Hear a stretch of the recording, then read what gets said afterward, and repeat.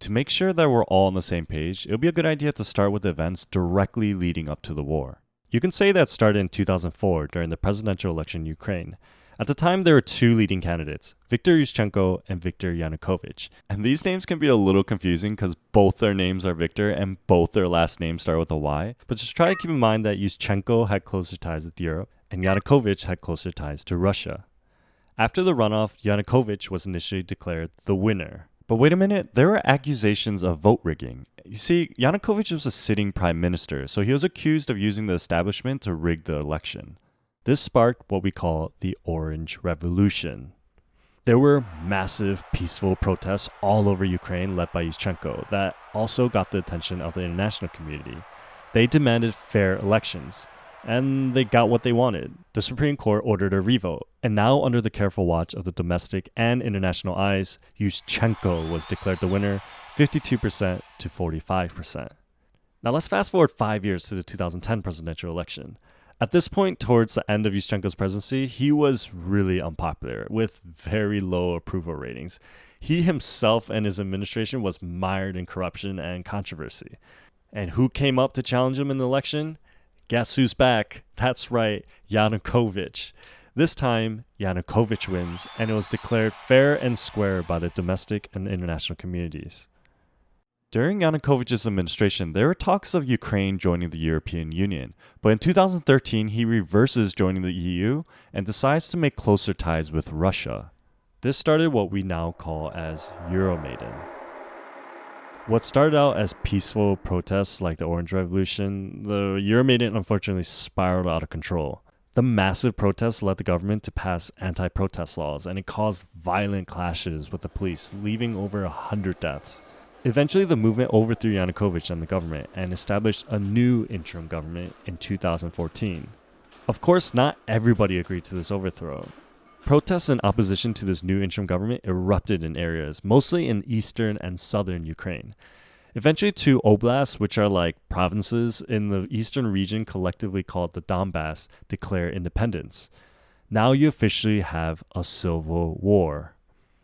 In midst of this chaos, Russia quietly takes and annexes Crimea, a peninsula in southern Ukraine, in 2014. This is Russia's first significant move. Russia also supports the Donbas Separatists and begins to hand out passports in the regions, making the people Russian nationals. Tensions continue to rise as there are serious talks of Ukraine joining NATO, which Russia vehemently opposes and warns against. But NATO talks persist, and in February 2022, Putin recognized the independence of the Donbas region and enters into a full-scale war against Ukraine. Now that we summarize the direct events leading up to the war, I want to focus on the Euromaidan because I think that was the turning point. When the European supporters overthrew Yanukovych's government, there were two narratives surrounding that issue. One was that it was a justified revolution. The Ukrainian government has had an infamous reputation of corruption, and so the Euromaidan can be seen as a triumph of the citizens to overthrow a corrupt government, reject Russia's influence, and take back the nation for the people. The other narrative is that it was a coup d'etat, an illegal overthrow that did not abide by the electoral process. This is a bit oversimplified, but the divisiveness can be attributed to Ukraine's demographics. The first one shows the percentage of ethnic Russians. Notice that the eastern and southern parts of Ukraine have a heavier population of ethnic Russians, especially in the Donbas region, and down in the south, the southern peninsula that you see there is Crimea with 58%. Now this one shows the percentage of native Russian speakers, and notice how similar it is to the first one. And obviously this one's not showing the ethnic Russians, but this shows areas that have closer cultural affiliations with Russia. And also notice how the percentages are higher, especially in the Donbas region, showing 75%, 69%, and Crimea down in the south showing 77%. Now try to take a mental picture of this image because the next one we're going to show is the election result between Yushchenko and Yanukovych. The purple area that has closer affiliation with Russia have all voted for Yanukovych. And notice how high the percentages are, especially once again in the Donbas region and in Crimea. The split between all three of these are nearly identical, and it's not a coincidence, as these cultural differences caused political tensions for a long time. And these election results are pretty much the same for most of the elections in the past. And many Ukrainians who affiliated with the Russian culture actually expressed that they felt discriminated against by the policies of the Ukrainian government over the years. While these policies were often aimed at promoting Ukrainian national identity, they've also resulted in the suppression or at least limitation of Russian cultural practices in the country. These differences culminated with the Donbas region declaring its independence. So who are these Donbas separatists? Well, it depends on which of the previous two narratives that you believe in. One hand, you could see them as terrorists committing treason against their nation, or you can see them as people fighting against an illegitimate and oppressive government. This isn't the first time something like this happened in Ukraine. After the fall of the Soviet Union in 1991 and Ukraine declaring independence, Crimea actually wanted sovereignty from Ukraine. Crimea even elected their own president and drafted a constitution, but Ukraine abolished the constitution, then deported the president. We'll actually talk about Crimea more in detail later, so I won't get too much into it right now. So is the independence of the Donbas region legitimate? Well, depends on how we define a country. Defining a country is more arbitrary than we think. It relies on international recognition, but nations don't always agree. I mean, Taiwan is a great example of this ambiguity. Or in this case of Ukraine, Russia supports the separatists while the US does not. But there have been other cases in history where the US is the one who supports the rebels while Russia supports the established government, like, for example, what happened in Syria. So far, we talked a lot about events within Ukraine, but I think now will be a good time to take a step back and view it on the world stage and look at the dynamics between Russia, Ukraine, and the West. Ukraine has been in the middle of various major powers and cultures throughout its history, so it seems fitting that Ukraine actually derives from the word borderland. Before we go on, my personal opinion is that Russia had no right in invading a sovereign nation. But here on this channel, we're always trying to view things from different perspectives. It's important to understand Russia's thought process if we wish to prevent conflicts like this in the future. As Mark Kansian puts it, explanation is not justification. And for this explanation, we have to go deep into its history. The reason for this is because culture and society influence the way we think, and culture and society have been shaped by the past. The present generation lives in only a tiny sliver of time in the greater context of the human story. I think politicians often overlook the importance of this, so I hope to connect events in history to the conflicts of today. With this in mind, let's take a look back into their 1,000-year history. Let's start with the Kievan Rus, whose civilization reaches its peak from 980 to 1100 AD, with Kiev as its capital. The Kievan Rus is a federation of Slavic tribes who are considered the common ethnic background of both Russians and Ukrainians. Then, in 1240, the Mongols invade, and this is when Russia and Ukrainians' ancestral split happens. The northern Rus is pushed into a secluded area, and they pay tribute to the Mongols, but they mostly enjoy autonomy, and this is when they start forming their unique identity. They're not quite European, they're not Arabic, and they're not fully under Mongol rule either. They later become Russia. Shortly after, in the late 1200s, Alexander Nevsky defends Moscow from German and Swedish invaders, becoming the hero of Russia. This event really begins to bring Russia together and is the first of many conflicts with Europe and the West to come. In the late 1480s, Ivan III overthrows the Mongols and unifies the northern Rus. Fast forward to the 1600s, and the Cossack Hymne emerges as a political entity and is the origin of modern-day Ukrainian identity. While under the rule of the Polish-Lithuanian Commonwealth, the Cossacks lead a rebellion but begins to lose the war. In desperation, they turn to their ancestral kin for help, the Russian Empire. This is when the stories of Russia and Ukraine once again converge. The Cossacks form an alliance with the Russian Empire, and the war ends with the Polish-Lithuanian Commonwealth ceding a significant portion of Ukraine to the Russian Empire.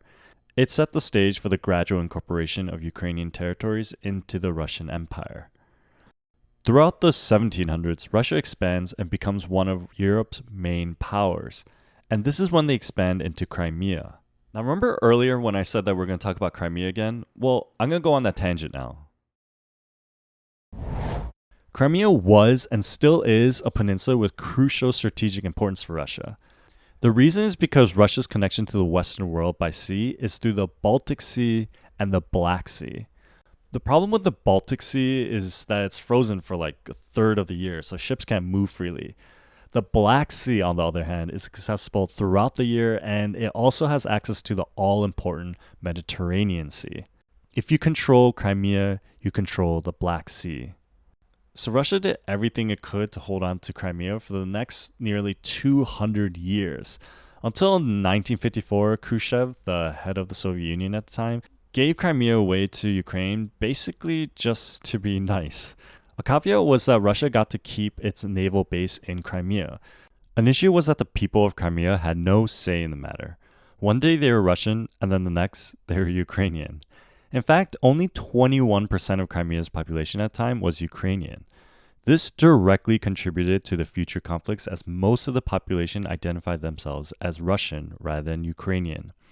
It is because of the strategic importance, present military base, and the Russian population that Russia immediately took Crimea in 2014 after the Euromaidan to not risk losing it to the newly established Ukrainian government. Okay, enough of this tangent. Back to our main historical timeline. Now we're at the start of the 1800s, and the Napoleonic Wars are underway. Under Napoleon, the French conquer most of Europe and eventually turn their attention eastward towards Russia. While Russia is allied with other European powers in their efforts against the French Empire, they're still seen as an outsider in the eyes of Europe. Nevertheless, Napoleon's invasion of Russia ultimately fails, and the Russian Tsar Alexander I is seen as the savior of Europe. This victory for Russia is not without great cost, though, as they suffer many casualties, and much of their land was destroyed. This war was a major existential threat for Russia from the West that they narrowly escaped. There are many parallels between the Napoleonic Wars and World War II that we'll discuss later. After the Napoleonic War, Western Europe becomes concerned about the rising power of Russia. The power to the south of Russia, the Ottoman Empire, has grown weak, and Russia begins to annex parts of the empire. The Western powers of the British Empire, French Empire, and Austria then decide to join the Ottoman Empire and declare war on Russia. So it's basically Russia versus everybody, and begins the Crimean War in 1853. The justification of the West is keep the balance of power in the area, with the West, Russia, and the Ottoman Empire. This seems a bit hypocritical though, as the British Empire at the time was expanding basically everywhere, and the French themselves just annexed Algeria from the Ottoman Empire. And I mean, Napoleon just tried to take over the world just a few decades before. In reality, what they want is to keep the weak Ottoman Empire as a buffer zone between them and Russia. This concept of the West and Russia feeling threatened by one another and wanting to keep a buffer zone of borderlands is a recurring theme again and again throughout history. Eventually, the Crimean War concludes with Russia making significant concessions. It is 1914, and World War I erupts in Europe. 3 years into World War I, Tsar Nicholas II is overthrown due to poor leadership and the ill-prepared military. This begins the Russian Revolution and a civil war. The Russian Revolution is actually really interesting and super complicated, but we'll skip most of it and focus only on what's relevant for us. So eventually the Bolsheviks, led by Vladimir Lenin, emerge victorious. The Bolsheviks later become the Communist Party of the Soviet Union. During this upheaval, the Central Rada, an all-Ukrainian council, declares independence from Russia and forms the Ukrainian People's Republic, also known as UNR. The Bolsheviks attempt to suppress Ukrainian independence, though. So once again, Ukraine seeks the assistance of a greater power, and this time signs a treaty with Germany and the Central Powers. In the east and south, though, some Ukrainian groups have closer ties with Russia and oppose the alliance with Germany, leading to the emergence of peasant armies and the Revolutionary Insurgent Army of Ukraine. Notice the common theme of Ukraine being split by Western and Russian powers. So to simplify, after World War I and a series of conflicts, Bolshevik Russia gains control of Ukraine, with Poland retaining a small part of Western Ukraine. To end the conflict and appease the Ukrainian nationalists there, the Bolsheviks allows Ukraine to have some level of independence and establishes Soviet Ukraine in 1922 as part of the greater Soviet Union. Another part of this deal is this region called Nova Russia is also given to Ukraine. The thing about this region though is that it has mostly Russians and Russian speakers. Now let's take a moment to look at the significance of this land transfer of Nova Russia. The pink area you see there is mostly the Ukraine that declared independence post-revolution.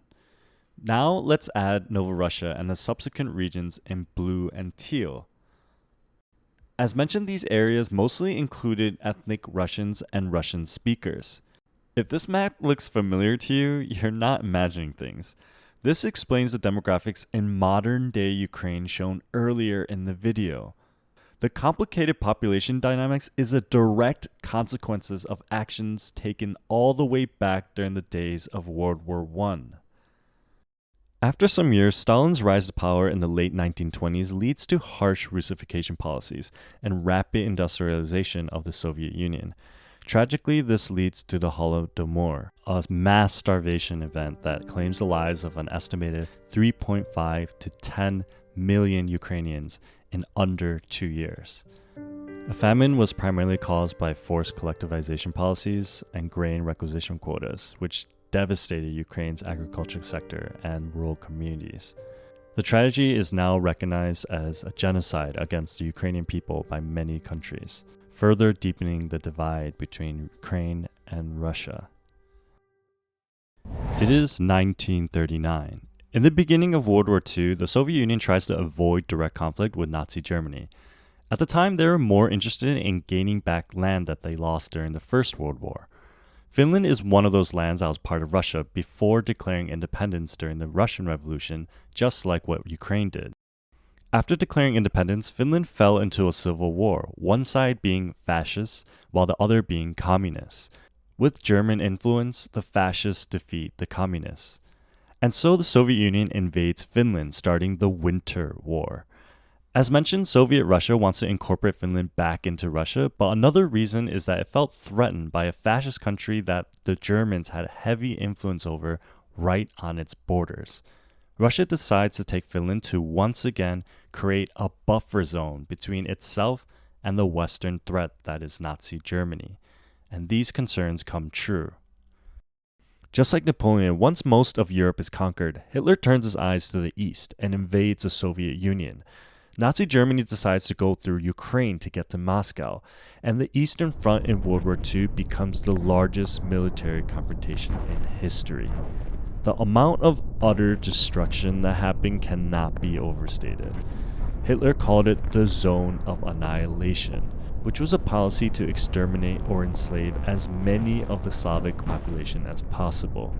Everything and everyone was completely decimated on the Eastern Front. To put the devastation into context, we're going to look at the number of military deaths by the major Allied forces in Europe. All in estimates, the Americans suffered about 407,000 losses. The UK lost 384,000, and France lost about 210,000 people. And here is the number of military lives lost by the Soviet Union.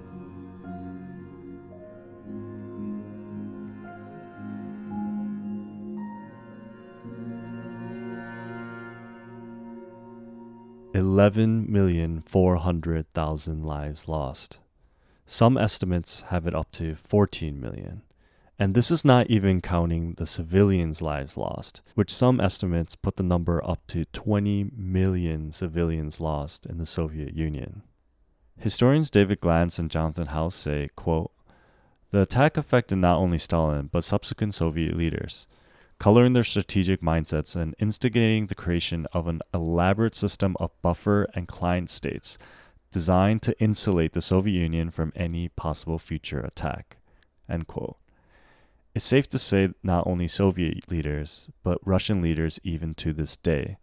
There have been many threats from the West in the past, as we covered, but this was by far the most devastating.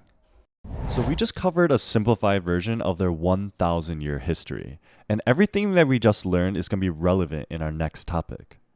The story of NATO and the US, which is just another chapter in the continuing story between Russia and the West.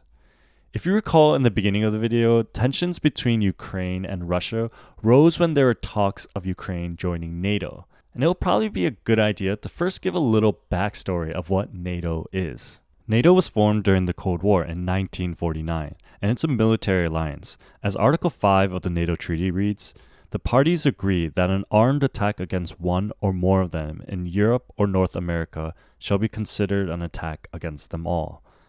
Its primary objective was to deter the Soviet Union, but despite the Soviet Union falling in 1991, NATO has continued to expand, leading to increased tensions with Russia. So all the countries in the different shades of green, or basically west of the thick red border drawn, are countries that were part of NATO before the fall of the Soviet Union. And remember that NATO's major objective was to oppose the Soviet Union. But despite the fall of the Soviet Union, the right of the red border shows the countries that were added after 1991. It's all the countries in the different shades of purple and orange.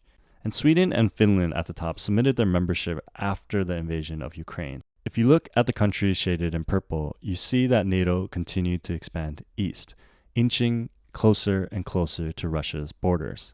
Russia has expressed concerns over the expansions throughout the years, especially the integration of the Baltic states, made up of Estonia, Latvia, and Lithuania, that brought NATO up right to its borders. But the Russians were largely ignored. They were assured that NATO expansion was not a provocation. The US explained that NATO's purpose has shifted to focus on fighting terrorism. But a series of US and NATO-backed military campaigns that overthrew governments unrelated to terrorism have done little to ease Russia's paranoia. Here are a few examples, with the 2003 Iraq invasion probably being the most egregious, where the US invaded a sovereign nation with false justification and overthrew Saddam Hussein's regime. So these are some of the reasons why Putin has warned many times over the years that Ukraine or Georgia joining NATO would be a hard red line. If you're wondering why Belarus and Finland were not included in that statement, even though they share a border with Russia, it's because Belarus is an ally of Russia, and Finland was neutral up until the point of the Ukraine war. And it's such an important issue that even the harshest critics of Putin within Russia agree that Ukraine and Georgia joining NATO is a hard red line. I tried to wonder how the US would react if a country on its border joined an alliance with Russia or China, which allowed them to set up military bases right at their door. I imagine the US would view it as a provocation as well. And understanding the potential dangers, Germany and France were opposed to bringing Ukraine into NATO. If we look at history, the status quo has been to keep some sort of buffer zone between the West and Russia. Regardless of Ukraine's right to choose security alliances, it's worth considering whether it makes strategic sense for NATO and Russia to share a border. Another question is if the US and NATO can even keep their promise to defend all these new member states. Former US Defense Secretary William Perry has acknowledged that while recent Russian actions are to blame for the current tensions, the early years of NATO expansion played a significant role as well. I want to take some time to look at the Russo-Georgian War in 2008, as it's so similar to today's events in Ukraine. I've heard and read so many politicians and networks refer to this war in Ukraine to World War I or World War II, but I don't understand why nobody's talking about the war between Russia and Georgia that occurred as recently as 2008. Georgia was also part of the Soviet Union up until its collapse in 1991, at which point it became independent. But two regions within Georgia, Abkhazia and South Ossetia, with significant Russian-speaking populations wanted independence from Georgia, which led to a civil war in the early 1990s. A ceasefire was declared, but tensions remained high. In 2003, allegations of election fraud led to the Rose Revolution in Georgia. Not orange, but rose. The president resigned, and the Supreme Court annulled the elections, calling for a redo. Then Mikhail, and I won't even try to pronounce his last name, won the presidency on a pro-Western platform. with goals to unite Abkhazia and South Ossetia with Georgia and join NATO. And Russia at the time warned that the admittance of Georgia into NATO was a direct threat to its national security. Despite opposition from Germany and France, the US pushed for Georgia's NATO membership. And later, Georgia went on a military offensive against South Ossetia, and Russian forces quickly intervened and entered the war. The war was short, but resulted in territorial losses for Georgia, and with Russia recognizing Abkhazia and South Ossetia as independent states.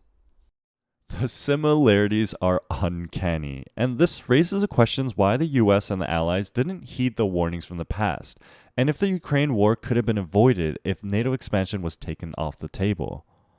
On the other hand, one can argue that there's a reason why these nations are choosing to join NATO. They feel threatened by Russia, or at least feel that they must continually resist its influence. If Russia weren't meddling into the affairs of these other nations, then they may not feel the need to join NATO. Perhaps Putin and the Russian government still aspire to bring back the glory days of the Soviet Union, and will take every opportunity it can to rebuild it.